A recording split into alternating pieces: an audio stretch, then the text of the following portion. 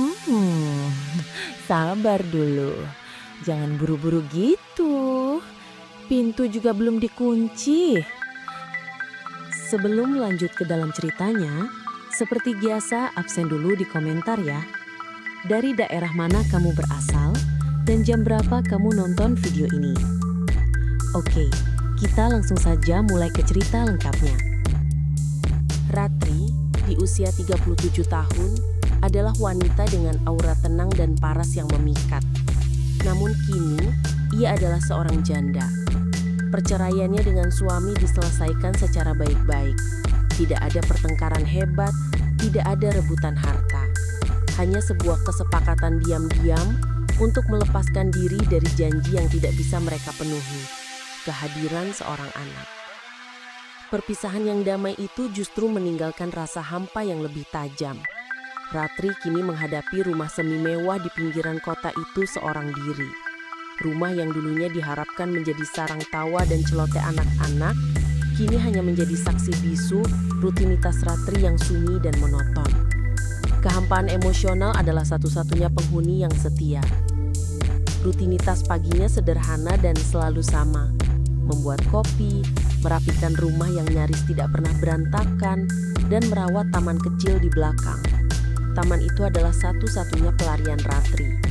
Di sana, ia bisa berinteraksi tanpa perlu bicara, memberi perhatian tanpa perlu menerima balasan. Ratri sering duduk termenung di sana, menatap tanaman melati dan mawar. Ia harus segera menyusun rencana hidup baru, termasuk rencana membuka usaha kecil. Mandiri adalah harga mati baginya, terutama setelah ia kehilangan status pendamping. Namun, dorongan itu seringkali padam. Momen tersulit selalu datang saat malam. Kesendirian di siang hari terasa seperti jeda. Kesendirian di malam hari terasa seperti beban. Ketiadaan anak, ketiadaan suara tawa, ketiadaan kehadiran yang bisa mengisi rumah itu membuat Ratri seringkali merasa terdesak. Pagi itu, Ratri kembali melakukan ritualnya. Aroma melati dari diffuser yang ia nyalakan seharusnya memberi kesan hangat, tapi Ratri tahu itu hanya ilusi. Ia memutar radio kecil, lagu-lagu lawas yang menjadi latar belakang kegiatannya. Saat menyapu, pandangannya jatuh pada sudut ruang tengah. Di sana, setumpuk buku tebal milik mantan suaminya masih tersusun rapi. Ia menghela nafas panjang, kemudian berbalik dan melanjutkan pekerjaannya. Tidak ada waktu untuk larut dalam ingatan. Namun suasana hati yang muram itu tidak bisa ia hindari ketika hujan deras mulai turun di luar. Suara hujan yang seharusnya menenangkan, bagi Ratri kini terasa seperti pukulan. Kemudian ia mendengar sesuatu yang lebih mengganggu daripada gemuruh petir. Plak, plak, plak. Tetesan air yang jatuh dari plafon. Ratri menghentikan sapunya. Ia menoleh ke arah ruang tamu. Sudah ada noda basah berwarna kecoklatan yang melebar di plafon. Gentengnya bocor. Krisis fungsional ini, masalah teknis sekecil ini, tiba-tiba menjadi puncak dari segala rasa tak berdaya yang ia rasakan. Ia tidak tahu harus menghubungi siapa. Ia tidak punya kenalan tukang bangunan. Mantan suaminya selalu mengurus hal-hal seperti ini. Ratri meraih lap dan ember, mencoba menampung air. Namun, air yang menetes semakin banyak. Astaga, mengapa harus sekarang? Ia bergumam kesal bukan hanya pada genteng itu, tapi pada situasinya. Ia merasa marah pada dirinya sendiri karena tidak mampu menyelesaikan masalah sepele ini sendirian. Dalam keadaan panik dan basah, Ratri teringat pada seorang pemuda, Reno, putra tetangganya. Pria berusia 25 tahun itu dikenal sopan dan sering terlihat membantu orang tuanya memperbaiki apapun di rumah mereka, dari motor hingga atap. Ia ingat pernah mendengar ibunda Reno memuji kecepatan dan keahlian Reno dalam hal teknis. Ratri tahu, meminta bantuan kepada pemuda yang jauh lebih muda dan belum terlalu akrab di tengah hujan deras bukanlah ide yang ideal. Namun, ia tidak punya pilihan. Genteng bocor itu harus dihentikan sekarang. Ia meletakkan lap, mengambil payung kecil yang tersampir di dekat pintu, dan memantapkan hati. Membiarkan rumah ini rusak hanya akan menambah daftar panjang kegagalan yang ia coba lupakan. Langkah Ratri menjadi mantap. Ia harus keluar dari rumah ini, melintasi pagar, dan meminta bantuan. Itu adalah satu-satunya jalan keluar dari kebocoran ini dan dari kesendiriannya. Ratri menyeberangi pagar rumahnya di tengah hujan yang mulai meredah.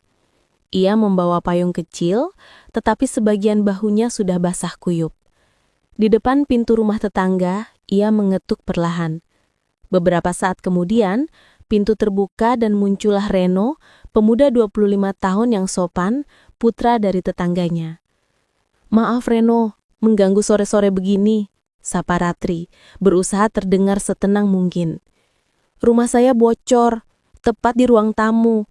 Saya sudah coba atasi, tapi airnya semakin banyak. Saya benar-benar tidak tahu harus panggil tukang siapa sekarang."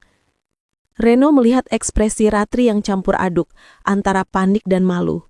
Ia langsung mengerti urgensinya. "Tidak apa-apa Ratri, tentu saja saya bantu," jawab Reno tanpa ragu. "Saya ambil tangga dan peralatan dulu, tunggu sebentar." Tanpa banyak bicara, Reno segera mengambil langkah. Ratri merasa sedikit lega melihat kesigapan pemuda itu. Beberapa menit kemudian, Reno sudah siap dengan jaketnya, mengenakan jas hujan tipis dan membawa tangga. Ia meminta Ratri menunjukkan lokasi pasti kebocoran. Ratri membimbingnya masuk dan menunjuk plafon yang sudah bernoda coklat di ruang tamu. Reno memeriksa sebentar, kemudian bergegas keluar, memanjat tangga dengan cekatan, dan naik ke atap. Dari bawah, Ratri hanya bisa menatap cemas. Di tengah sisa rintikan hujan, ia mendengar suara-suara di atap. Gesekan, ketukan, dan pergeseran genting. Ratri kembali menyadari betapa ia membutuhkan sosok yang bisa diandalkan. Sosok yang selama ini hilang dari kehidupannya. Setelah sekitar setengah jam, Reno turun. Wajahnya sedikit kotor karena debu atap, namun ia tampak puas. "Sudah beres, Ratri?" kata Reno sambil melepas jas hujannya. "Gentengnya cuma bergeser kena angin kencang tadi. Saya sudah pasang kembali dan pastikan tidak ada yang pecah. Seharusnya sudah aman." Ratri menghela napas panjang, lega. Beban tak terlihat yang ia pikul beberapa jam terakhir kini terlepas. "Ya Tuhan, terima kasih banyak Reno. Saya tidak tahu harus bagaimana kalau kamu tidak ada. Sebagai tanda terima kasih, bagaimana kalau kamu tunggu sebentar? Saya buatkan kopi hangat dan ada pisang goreng buatan saya." Reno senyum. Senyum yang menunjukkan keramahan yang tulus, bukan sekedar basa-basi. "Wah, itu tidak perlu Ratri. Saya senang bisa bantu." "Tidak, ini wajib. Setidaknya kamu bisa menghangatkan badan." "Tunggu ya," desak Ratri. Lalu ia segera bergerak ke dapur. Tidak lama kemudian mereka duduk di teras samping yang terlindung dari hujan. Kopi hangat mengepul, aroma pisang goreng memenuhi udara. Kehadiran Reno membawa suasana hangat dan nyaman yang sudah lama tidak Ratri rasakan di rumah itu. Suasana yang sunyi kini terisi oleh percakapan ringan. Di tengah keheningan yang nyaman itu, Ratri tiba-tiba merasa terdorong untuk bicara. Ia merasa aman di dekat pemuda ini. "Reno, terima kasih banyak untuk hari ini. Jujur saja, setelah perpisahan saya, rumah ini terasa seperti labirin sunyi." Ratri memulai, suaranya sedikit bergetar. Reno menoleh. "Maaf, saya tidak tahu. Saya turut prihatin, Ratri." "Tidak apa-apa. Saya dan mantan suami berpisah baik-baik. Tapi tetap saja, rasa sepi itu membekas. Apalagi karena kami tidak punya anak. Rumah ini dulunya selalu ramai dengan tawa dan suara-suara rencana kehidupan. Sekarang hanya ada saya dan bunga-bunga saya." Aku Ratri, tatapannya jauh, seperti melihat ke masa lalu. Reno mendengarkan dengan penuh empati, tanpa memotong atau berusaha menghibur secara berlebihan.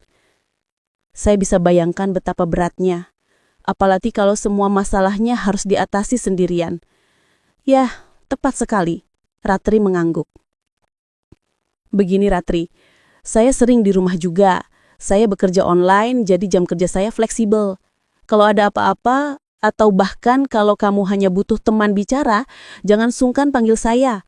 Pagar kita kan cuma selebar ini, kata Reno menunjuk pagar yang memisahkan rumah mereka. Saya senang bisa punya teman ngobrol, apalagi kalau bisa membantu kamu. Tawaran Reno yang tulus itu menyentuh Ratri. Itu bukan sekedar tawaran bantuan teknis, melainkan tawaran untuk mengisi kekosongan emosional. Sebuah uluran tangan dari generasi yang berbeda dari balik pagar rumah. Terima kasih Reno, itu tawaran yang sangat berharga. Balas Ratri, matanya memancarkan rasa terima kasih yang mendalam. Sejak insiden genteng bocor dan tawaran tulus Reno, suasana di rumah Ratri mulai berubah. Kekosongan itu perlahan terisi, bukan lagi oleh kesunyian yang dingin, melainkan oleh kehadiran yang teratur dan penuh manfaat. Reno memenuhi janjinya. Ia mulai sering mampir. Kegiatan utama mereka adalah merawat kebun di belakang rumah. Dulu, kebun itu adalah tanggung jawab Ratri sepenuhnya. Bahkan sering terbengkalai karena mantan suaminya terlalu sibuk untuk ikut serta. Kini, kebun kecil itu menjadi proyek bersama mereka. Saya selalu suka berkebun, Reno. Rasanya seperti merawat harapan. Ratri menjelaskan suatu sore, saat mereka berdua sedang memindahkan pot bunga melati ke tempat yang lebih teduh. Melihat tunas baru tumbuh itu memberi ketenangan yang aneh. Rasa bahagia yang sederhana. Reno, yang awalnya hanya bantu angkat-angkat, kini mulai antusias belajar. Ia memegang gunting pangkas dengan hati-hati. Jadi ini yang namanya trimming, kata Reno sambil mencoba memotong ranting kering. Ternyata butuh kesabaran ya Ratri. Saya kira cuma disiram saja cukup. Lebih dari itu Reno, bunga juga butuh perhatian detail. Sama seperti hubungan, balas Ratri sambil tersenyum tipis. Interaksi sederhana mereka mulai dari menyiram bunga, memotong ranting, hingga merapikan tanah, mempererat hubungan mereka secara natural. Keduanya berbagi cerita tanpa merasa dihakimi. Ratri merasa Reno adalah pendengar yang sabar. Sementara Reno melihat Ratri bukan hanya sebagai tetangga yang lebih tua, melainkan sebagai sosok yang dewasa, rapuh, dan inspiratif sekaligus. Rasa saling percaya pun tumbuh tanpa disadari. Reno mulai datang hampir setiap hari. Ia tidak hanya membantu di kebun, tetapi juga memperbaiki hal-hal kecil di rumah yang Ratri tidak tahu cara mengatasinya. Seperti engsel pintu yang berderit, atau keran air yang mampet. Kehadirannya seolah menjadi jangkar fungsional bagi Ratri. Hari-hari Ratri menjadi lebih berwarna. Ia tidak lagi hanya duduk termenung menatap diffuser melati. Ia punya jadwal. Ia punya teman bicara. Mereka bahkan mulai beranjak keluar dari rumah. Reno, tolong temani saya ke kota ya. Saya mau beli pot baru dan beberapa bibit tanaman yang langka. Pinta Ratri suatu pagi. Di perjalanan ke kota mereka berbincang santai. Ratri bercerita tentang masa mudanya, dan Reno berbagi tentang impiannya membangun usaha sendiri. Perbedaan usia 12 tahun terasa lenyap saat mereka berdiskusi. Ratri melihat Reno sebagai pria muda yang memiliki visi dan etos kerja yang kuat. Reno melihat Ratri sebagai mentor, sekaligus sosok wanita yang memberikan kenyamanan emosional yang ia cari. Kebersamaan mereka terasa wajar tetapi intens. Ada ketertarikan yang bergerak pelan, lebih kepada kebutuhan emosional daripada daya tarik fisik. Ratri menikmati energi muda Reno, yang membuat rumahnya terasa hidup. Reno menikmati kedewasaan Ratri, yang memberinya rasa stabil dan dihargai. Suatu sore, setelah mereka selesai menyiram seluruh taman, Ratri duduk di kursi teras. Reno sedang mencuci tangan di keran luar. Ratri berjalan menghampirinya, membawa sebuah amplop berwarna coklat muda. Reno, panggil Ratri lembut. Reno menoleh. Ini, ambillah, kata Ratri, menyerahkan amplop itu. Ini bukan hanya bayaran untuk tenagamu. Ini ungkapan terima kasih saya atas kehadiranmu. Kamu sudah membuat rumah ini hidup lagi. Kamu sudah jadi teman yang sangat berarti untuk saya. Reno terkejut. Ia ragu menerima amplop itu. Ratri, saya tidak bisa. Saya bantu kamu tulus, tidak mengharapkan imbalan. Saya tahu, saya sangat tahu, tanggap Ratri dengan tegas namun lembut. Tapi ini harga diri saya. Saya ingin memberi. Saya tidak mau hubungan kita terasa seperti saya memanfaatkan kebaikanmu. Ambil ini. Anggap saja ini modal awal untuk mimpimu membuka usaha konter ponsel itu. Saya serius. Reno menatap Ratri, lalu menatap amplop yang ada di tangannya. Tatapan mereka bertemu. Momen itu lebih dari sekedar transaksi uang. Itu adalah penegasan kedekatan emosional dan dukungan finansial pertama yang mengikat mereka. Ratri tidak hanya ingin mengisi kekosongan hatinya. Ia ingin berinvestasi pada masa depan Reno. Ia ingin Reno menjadi bagian dari masa depannya. Reno akhirnya mengangguk, menerima amplop itu. Ia tahu, menolak berarti menolak niat tulus Ratri untuk memajukannya. Ikatan mereka semakin dalam. Beberapa hari setelah Ratri memberikan amplop berisi uang kepada Reno, suasana di antara mereka terasa sedikit berbeda. Bukan canggung, melainkan dipenuhi antisipasi. Reno menghargai dukungan itu, tetapi Ratri merasa perlu memperjelas arah hubungan mereka.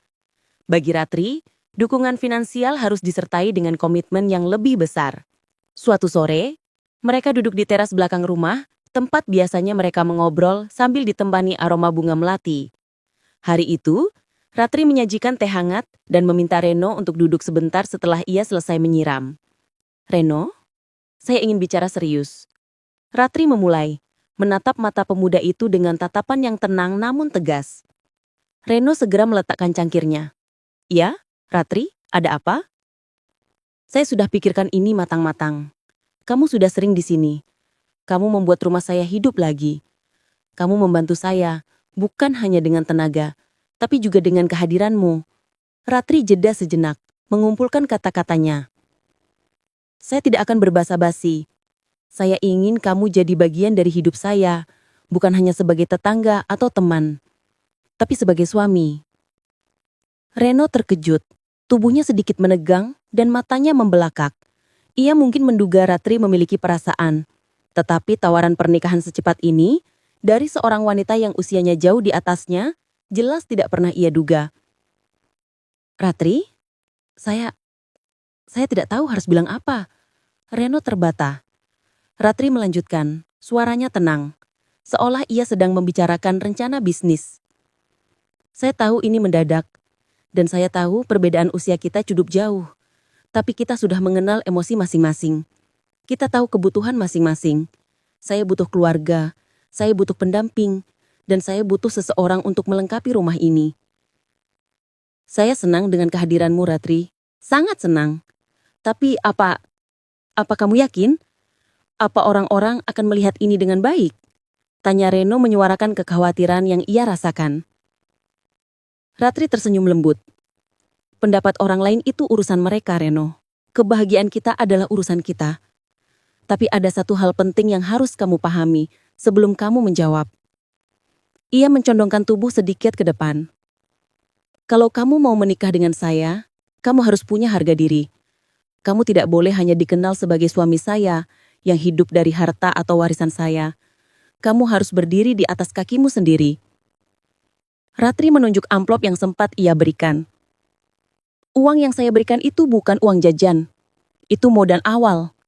Saya akan bantu kamu lebih jauh, tapi kamu harus wujudkan impianmu. Kamu harus punya usahamu sendiri, agar kamu bisa jadi suami yang bermartabat di mata kamu sendiri dan di mata keluarga saya." Penegasan Ratri itu langsung menyentuh Reno.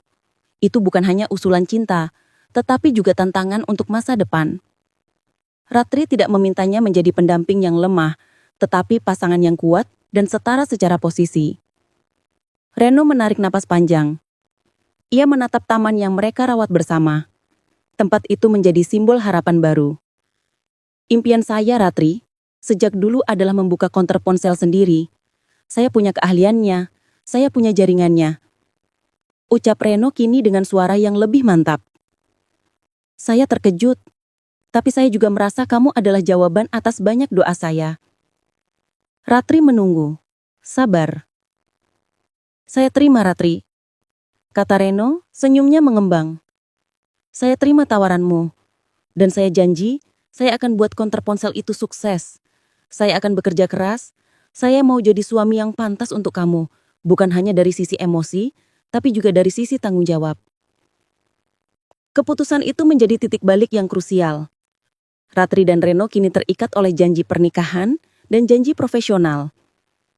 Ratri segera bergerak cepat membantu Reno merancang konsep usaha, mencari lokasi, dan menghitung modal yang dibutuhkan.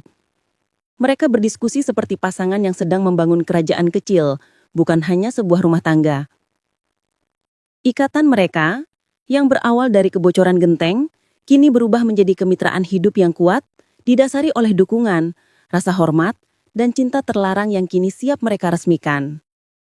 Setelah Ratri dan Reno mencapai kesepakatan, semuanya bergerak cepat. Ratri mengerahkan koneksi dan pengetahuannya, membantu Reno mencari lokasi yang tepat untuk usahanya.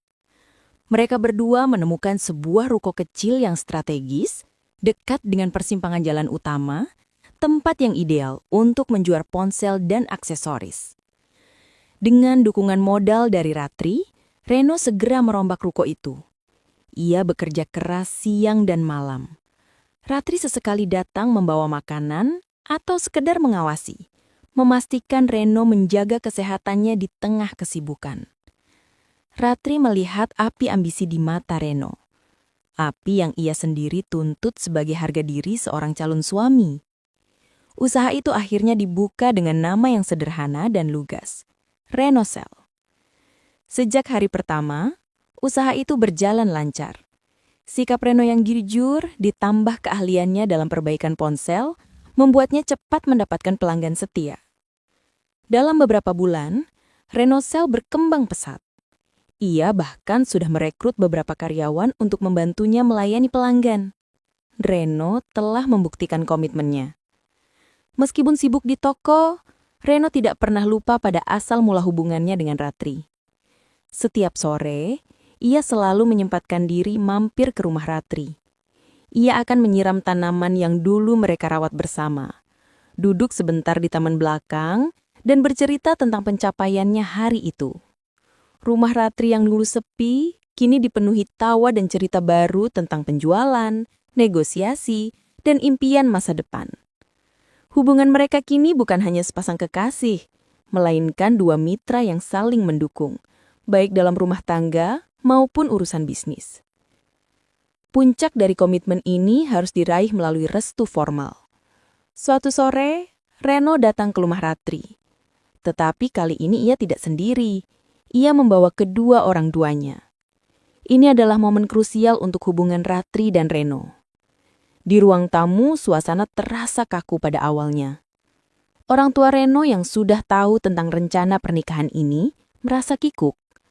Perbedaan usia yang mencolok antara Reno dan Ratri, serta status janda Ratri, tentu menjadi bahan pertimbangan yang berat bagi mereka. Ratri menyambut mereka dengan sikap yang sangat hangat dan penuh hormat. Ia menyajikan teh dan camilan, berusaha mencairkan suasana. "Terima kasih sudah mau datang, Bapak, Ibu." Ratri memulai dengan lembut. Ayah Reno, seorang pria parubaya yang tenang, membuka percakapan. "Kami sudah tahu niat Reno, Ratri. Tentu kami terkejut. Reno itu anak bungsu kami." "Saya mengerti, Pak. Saya tahu ini bukan keputusan yang mudah untuk diterima.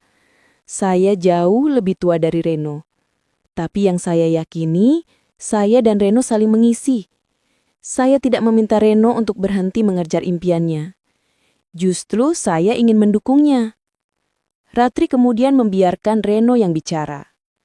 Reno menjelaskan tentang usahanya, tentang komitmennya untuk menjadi pria yang bertanggung jawab. Ia menjelaskan bagaimana Ratri telah menjadi pendorong utama kesuksesan Renosel. Melihat kasih sayang dan sikap hormat Reno kepada Ratri, serta menyaksikan bagaimana Ratri memberikan dukungan yang matang, hati orang tua Reno perlahan luluh. Mereka melihat putranya tumbuh menjadi pria yang lebih dewasa dan bertanggung jawab di samping Ratri. Mereka melihat kemitraan yang kuat di antara keduanya. Malam harinya, setelah orang tua Reno pulang, Ratri dengan lembut menyampaikan niat seriusnya kepada kedua orang tua Reno. Ia menjelaskan bahwa ia mencintai Reno bukan hanya karena usianya yang muda, melainkan karena potensi dan kesungguhannya. Beberapa hari kemudian, orang tua Reno datang lagi, kali ini tanpa kekikukan. Mereka memberikan restu. "Kami lihat Reno bahagia, Ratri. Dan kami lihat kamu mendukungnya. Kami merestui, kata Ibu Reno. Restu itu menjadi penanda persiapan menuju pernikahan. Mereka telah mengatasi rintangan usia, rintangan materi, dan kini rintangan keluarga. Hubungan terlarang yang mereka khawatirkan akan dihakimi, kini telah diterima dan direstui. Setelah restu dari orang tua Reno didapatkan, persiapan pernikahan berjalan dengan cepat namun tetap dalam koridor kesederhanaan. Ratri dan Reno sepakat bahwa pesta mewah bukanlah tujuan utama. Yang terpenting adalah janji yang tulus dan kehadiran keluarga serta orang-orang terdekat. Mereka memilih halaman rumah Ratri sebagai lokasi pernikahan. Halaman itu, yang dulunya terasa sunyi dan luas, kini dihiasi dengan bunga-bunga hasil perawatan Ratri dan Reno. Tanaman melati, mawar, dan aneka bunga lain yang mereka rawat bersama seolah menjadi saksi bisu dari awal mula kisah mereka. Lokasi ini menjadi simbol yang kuat. Dari sebuah masalah, genteng bocor, di rumah ini, kini lahir sebuah komitmen sejati. Pada hari pernikahan, suasana dipenuhi kehangatan dan keharuan. Ratri tampil anggun dalam balutan kebaya modern, memancarkan kecantikan yang matang. Sementara Reno, dengan setelan jas rapi, tampak gagah dan penuh tanggung jawab. Perbedaan usia mereka tidak lagi menjadi fokus. Yang terlihat hanyalah tatapan penuh cinta dan penghormatan antara dua orang yang memutuskan untuk berjalan bersama. Acara ijab kabul berjalan lancar dan penuh hikmat. Suara Reno mengucapkan janji pernikahan terdengar mantap. Saat Ratri dan Reno resmi menjadi suami istri, pelukan dari orang tua Reno dan Ratri menjadi penutup momen sakral itu. Air mata haru bukan lagi air mata kesedihan, melainkan air mata kebahagiaan yang lengkap. Kehidupan Ratri dan Reno sebagai pasangan suami istri dimulai dengan penuh cinta dan kesederhanaan. Ratri tidak meminta Reno untuk berhenti bekerja atau mengurangi kesibukannya. Ia justru mendorong Reno untuk fokus mengembangkan Renosel yang semakin maju. Usaha itu bukan hanya tentang uang, Reno, itu tentang harga dirimu. Jaga itu. Ratri berpesan suatu pagi, saat Reno bersiap berangkat ke toko. Tentu Ratri, dan kamu jangan pernah tinggalkan taman kita. Itu pengingat kita. Balas Reno, tersenyum sambil mencium kening Ratri. Pembagian peran mereka berjalan alami. Reno fokus pada bisnis dan memastikan kebutuhan keluarga tercukupi secara finansial. Ratri fokus merawat rumah dan taman, yang kini menjadi pusat ketenangan mereka berdua. Rumah yang dulu sunyi dan hanya diisi oleh ratapan kesepian, kini berubah menjadi pusat aktivitas, penuh dengan celotehan telepon dari toko Reno dan aroma masakan Ratri. Setiap sore, ritual itu tetap berlanjut. Reno, meski lelah setelah seharian di toko, selalu menyempatkan diri mampir ke taman belakang. Ia tidak lagi hanya menyiram tanaman, tetapi juga mendengarkan cerita Ratri tentang perkembangan bunga-bunga mereka. Momen-momen intim ini, yang hanya melibatkan mereka berdua di antara dedaunan hijau, adalah fondasi kuat yang menjaga kehangatan rumah tangga mereka. Mereka membuktikan kepada semua orang bahwa cinta sejati tidak mengenal batasan usia atau status. Komitmen dan dukungan yang saling diberikan adalah kunci kebahagiaan mereka. Ratri mendapatkan kembali kehidupan yang ia impikan. Sebuah keluarga utuh bukan lagi dengan tawa anak-anak yang ia rindukan, tetapi dengan kehadiran suami yang menghormati dan menghargainya. Reno mendapatkan lebih dari sekedar dukungan finansial. Ia mendapatkan cinta, stabilitas, dan seorang mentor hidup. Kehidupan yang dulu penuh keretakan bagi Ratri, kini dipenuhi dengan kebahagiaan yang terus bertumbuh, selaras dengan suburnya tanaman di taman belakang rumah mereka. Mereka hidup dalam kesadaran bahwa kebahagiaan tidak datang dari kemewahan, tetapi dari kesediaan untuk saling mengisi kekosongan, seperti dua potong teka-teki yang akhirnya menemukan pasangannya yang persempurna. Setahun telah berlalu sejak Ratri dan Reno mengikat janji suci di halaman rumah.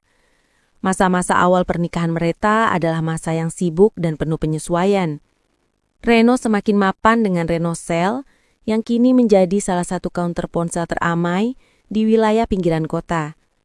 Sementara Ratri, ia bahagia melihat suaminya tumbuh menjadi pria dewasa yang bertanggung jawab dan mandiri. Kebahagiaan mereka sudah terasa lengkap, namun Tuhan memiliki rencana yang lebih indah untuk Ratri. Suatu pagi, setelah Ratri merasa ada perubahan fisik yang aneh, ia melakukan pemeriksaan. Hasilnya membuat Ratri terdiam lama. Air mata menggenang. Namun kali ini bukan air mata kesedihan.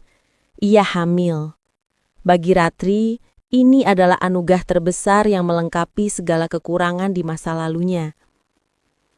Kegagalan pernikahannya yang pertama seringkali ia kaitkan dengan ketiadaan keturunan.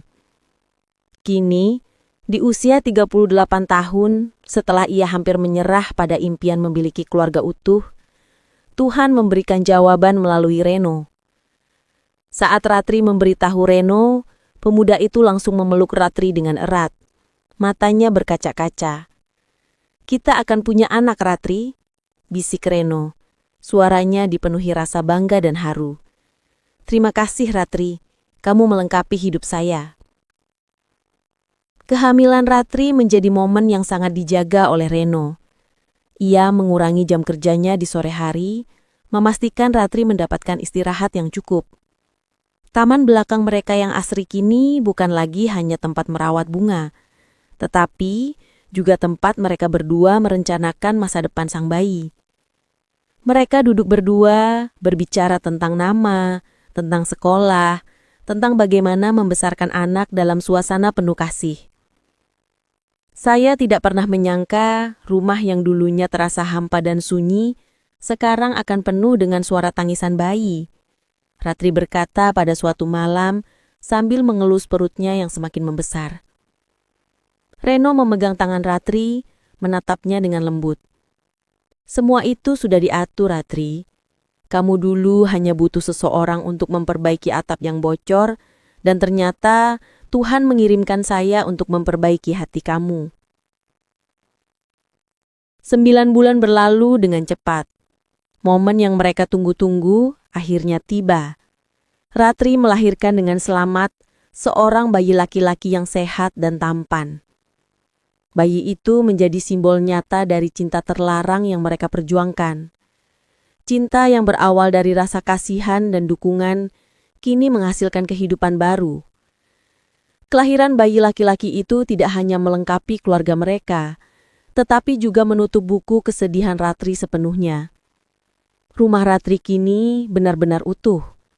Suara tawa Ratri tidak lagi hanya bergema di taman, tetapi berbaur dengan celotehan bayi, tangisan manja, dan suara Reno yang kini menjadi seorang ayah siaga.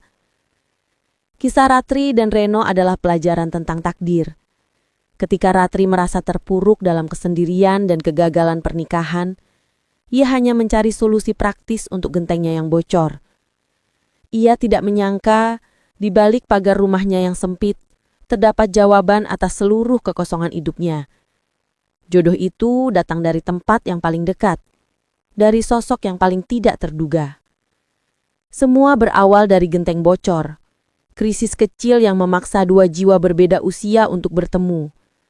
Namun, itu adalah skenario terindah dari takdir. Hubungan mereka yang mungkin diawali dengan cibiran atau pertanyaan orang lain, berakhir dengan kebahagiaan yang lengkap, abadi, dan direstui. Mereka membuktikan bahwa cinta sejati bukanlah tentang kesamaan usia atau status, tetapi tentang komitmen, harga diri, dan kesediaan untuk saling mendukung hingga semua impian terwujud. Rumah Ratri yang dulunya sunyi, kini penuh dengan kehangatan dan kebahagiaan yang terus bertumbuh di antara bunga-bunga yang setia menjadi saksi.